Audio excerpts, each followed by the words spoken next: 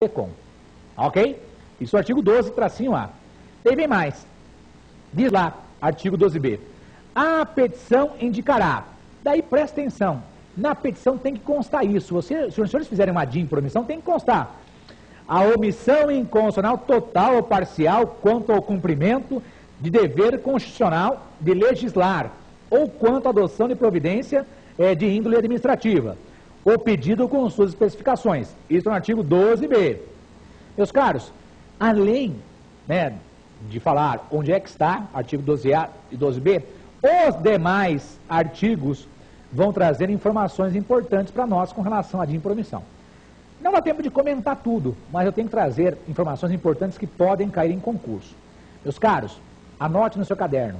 A lei traz a possibilidade de medida cautelar em ADIM por omissão. Professor, eu estudei esse tema. E eu sei que o Supremo não admitia nem cautelar, nem liminar em ADIM por omissão. Então presta atenção que é um dado técnico, meus caros. O Supremo, é óbvio, ele não admitia cautelar. Quando se fala em ADIM e ADECOM é cautelar. Liminar é para a DPF, ok? Não admitia cautelar em ADIM por omissão, ok? Importante para nós. A lei trouxe essa possibilidade. Isso pode cair em concurso? Obviamente que sim. Presta atenção. Diz lá no artigo 12F, a seção 2ª da lei, diz assim: da medida cautelar em ação direta de inconstitucionalidade por omissão. Artigo 12F. Em caso de excepcional urgência e de relevância da matéria, o tribunal, por decisão da maioria absoluta de seus membros, poderá conceder medida cautelar após audiência dos órgãos ou autoridades responsáveis pela omissão inconstitucional, que deverão pronunciar-se no prazo de 5 dias. Meus caros, não se esqueça, é possível cautelar em ADIM por omissão. Então, nós fizemos uma introdução do tema e, nesse primeiro bloco, fica a informação que a ADIM por omissão foi regulamentada pela Lei 12.063 de 2009. Importante para nós, os senhores têm que ler do artigo 12A em diante da Lei 9868. Com isso, encerramos o nosso primeiro bloco do tema do dia, ADIM por omissão. Vamos até o segundo bloco. Pergunte ao professor.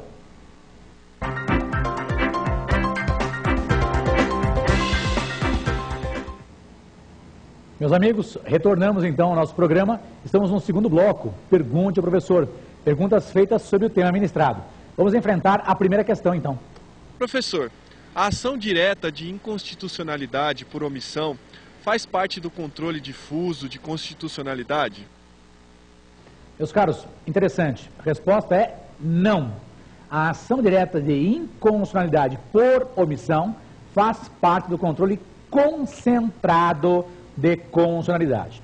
Não se esqueça, a ADIM, a DECOM e a DPF fazem parte do controle concentrado de constitucionalidade. Meus caros, se vocês têm dúvidas com relação aos temas que estão sendo ministrados, sugestões, manda um e-mail para nós, provafinal@lfg.com.br. É o nosso e-mail para acatar as suas dúvidas, responder as suas dúvidas, acatar suas sugestões, as suas dicas, seus elogios, ok? provafinal@lfg.com.br. Muito bem, a dúvida que nos foi feita, presta atenção. Controle concentrado, eu tenho um tribunal especial que faz o controle, nosso caso, em face da Constituição Federal, Supremo Tribunal Federal. Existem pessoas especiais, pessoas essas que podem propor a ação. Então nós vimos no artigo 103 da Constituição, existem as pessoas que podem propor a ação direta de inconstitucionalidade por omissão lá no Supremo Tribunal Federal. E os efeitos? Vimos também. Com relação aos efeitos, dar ciência ou fazer em 30 dias se a omissão for de um órgão administrativo.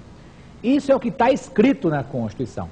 Agora perceba, a nossa lei, a lei que regulamentou a ADIM por omissão, ela traz novidade com relação a essa questão dos efeitos.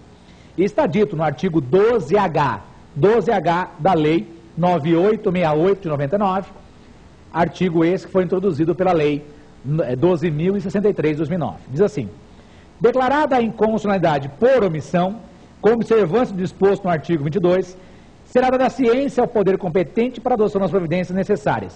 Até aí está igualzinho à Constituição. Parágrafo 1º. Em caso de omissão imputável a órgão administrativo, as providências deverão ser adotadas no prazo de 30 dias, ou em prazo razoável, a ser estipulado excepcionalmente pelo tribunal, tendo em vista as circunstâncias específicas do caso e o interesse público envolvido. Preste atenção, meus caros, que quando a omissão for de um órgão administrativo, pode haver a ampliação daquele prazo de 30 dias a critério do tribunal, entenda, a critério do Supremo Tribunal Federal e de acordo com o interesse público. Importante, a DIN por omissão faz parte do controle concentrado de constitucionalidade. Controle concentrado esse que tem origem no direito austríaco, inspiração de Hans Kelsen, onde a gente percebe claramente isso em tribunais constitucionais, Alemanha, Portugal, etc. Então, existem tribunais constitucionais que só verificam o controle de constitucionalidade. No nosso caso, no Brasil, é o Supremo Tribunal Federal. Em poucas palavras, a DIN por omissão não faz parte do controle difuso. Por quê? No controle difuso tem um caso concreto que vai ser verificado por aquele juiz competente para julgar aquela causa. E naquele caso concreto, o juiz pode afirmar que aquela lei é inconstitucional para resolver aquele caso concreto. Eficácia entre as partes. Controle difuso, qualquer pessoa, perante qualquer magistrado competente para resolver aquela matéria, eficácia entre as partes. Ok? E a DIN, acabamos de ver que a DIN por omissão faz parte do controle concentrado. Pessoas especiais do artigo 103 da Constituição, Tribunal Especial em face da Constituição Federal, lá no Supremo Tribunal Federal, e efeitos especiais previstos tanto no parágrafo 2º do artigo 103, quanto no artigo 12H da Lei 9868. Ok? Primeira questão vencida, vamos à próxima. Professor, qual é a situação que autoriza o uso da ação direta de inconstitucionalidade por omissão? Meus caros, qual é a situação que autoriza o uso da DIN por omissão? Como nós explanamos anteriormente, a DIN por omissão ela tem cabimento se eu estiver diante de uma inconstitucionalidade por omissão. Repetindo, a DIN por omissão é utilizada se eu estiver diante de uma DIN, de uma inconstitucionalidade por omissão. Entenda, existe uma norma constitucional de eficácia limitada, não regulamentada. Repetindo, existe uma norma constitucional de eficácia limitada, não regulamentada. Perceba, eu tenho um direito previsto na Constituição, que existe no plano abstrato, existe no plano das leis, mas eu não consigo realizar esse direito aqui no plano concreto, aqui no nosso dia a dia. E eu preciso buscar o judiciário para que esse direito previsto abstratamente na Constituição seja efetivada no nosso mundo concreto. Importante para nós, meus caros, norma constitucional de eficácia limitada. Um exemplo que foi objeto de regulamentação. Por exemplo, súmula vinculante. Súmula vinculante foi introduzido no nosso ordenamento jurídico por meio da emenda constitucional 45 de 2004. E nós sabemos que súmula vinculante é um exemplo de norma constitucional de eficácia limitada. Porém, a lei foi feita. Foi feita a Lei 11.417 de 2006, que regulamentou o instituto da súmula vinculante. Ah, professor, quer dizer que súmula vinculante está previsto na Constituição, artigo 103A. Dependia da edição de uma lei. Perfeito, presta atenção. A lei foi feita, que é a Lei 11.417 de 2006. Se a lei foi feita, eu não tenho uma inconstitucionalidade por omissão. Não poderia usar de uma DIN por omissão para buscar a regulamentação do tema súmula vinculante. Por quê? Porque já foi feita uma lei regulamentando o tema súmula vinculante. Meus caros, quero que você entenda.